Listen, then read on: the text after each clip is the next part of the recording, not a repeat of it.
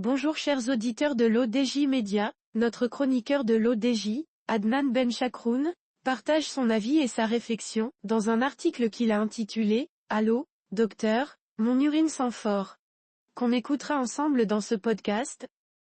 Notre chroniqueur ouvre sa réflexion de la manière suivante.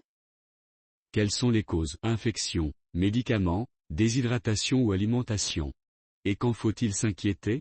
L'odeur de l'urine est un indicateur souvent négligé de notre état de santé général. Bien que de nombreuses variations soient normales, certaines peuvent signaler des problèmes de santé sous-jacents.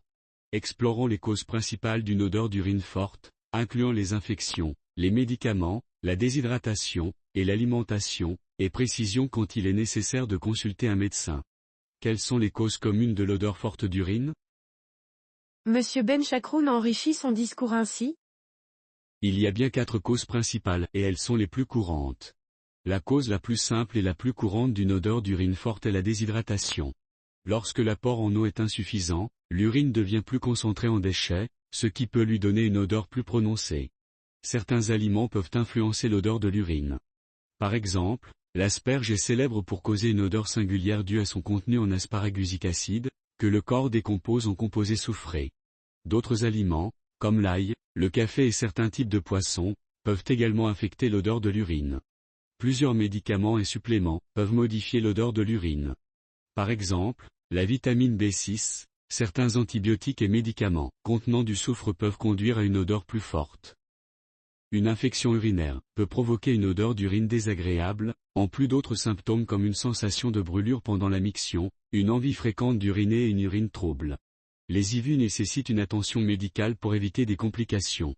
Certaines conditions métaboliques, comme le diabète non contrôlé, peuvent rendre l'urine plus odorante. Dans le cas du diabète, un excès de sucre dans l'urine peut causer une odeur sucrée ou fruitée. Quand faut-il s'inquiéter et quelles préventions et mesures à prendre? Une odeur d'urine inhabituellement forte, qui persiste malgré une hydratation adéquate et une alimentation équilibrée, mérite une attention médicale. Il est particulièrement important de consulter un médecin si cette odeur s'accompagne d'autres symptômes, tels que douleur ou sensation de brûlure pendant la miction, changement dans la fréquence des mictions, urine trouble ou sanglante, fièvre ou frisson. Ces symptômes peuvent indiquer une infection des voies urinaires ou une autre condition médicale nécessitant un traitement. Pour maintenir une odeur d'urine normale, il est recommandé de boire suffisamment d'eau tout au long de la journée, de maintenir une alimentation équilibrée et de limiter les aliments et les médicaments connus pour affecter l'odeur de l'urine. Si vous prenez des médicaments prescrits qui influencent l'odeur de votre urine, discutez avec votre médecin des alternatives possibles ou des moyens de minimiser cet effet. Bien que l'odeur de l'urine puisse varier pour de nombreuses raisons, une odeur persistamment forte peut être un signe d'un problème de santé sous-jacent. Une attention aux habitudes de vie et une consultation médicale en temps opportun peuvent aider à identifier et à traiter tout problème de santé, assurant ainsi un bien-être général. L'auteur conclut son article en ces mots. La miction est le processus d'excrétion de l'urine hors de la vessie à travers l'urètre et hors du corps.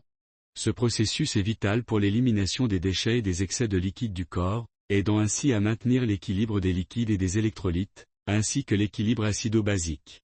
La miction est contrôlée par un ensemble complexe de réflexes nerveux, qui gèrent la relaxation et la contraction des muscles de la vessie et de l'urètre, permettant à l'urine de s'écouler. Chez les humains et de nombreux animaux, la miction peut être volontairement contrôlée grâce à l'apprentissage, ce qui est une partie importante du développement chez les jeunes enfants. La capacité de contrôler ce processus permet d'attendre des moments socialement appropriés pour uriner. Des problèmes avec le processus de miction, tels que l'incontinence urinaire ou la rétention urinaire, peuvent indiquer la présence de conditions médicales qui nécessitent une attention. Rédigé par Adnan Benchakroun et l'intelligence artificielle. Merci d'avoir écouté ce podcast de l'ODJ Média. N'oubliez pas de vous inscrire sur notre newsletter quotidienne à partir du portail lodj.ma.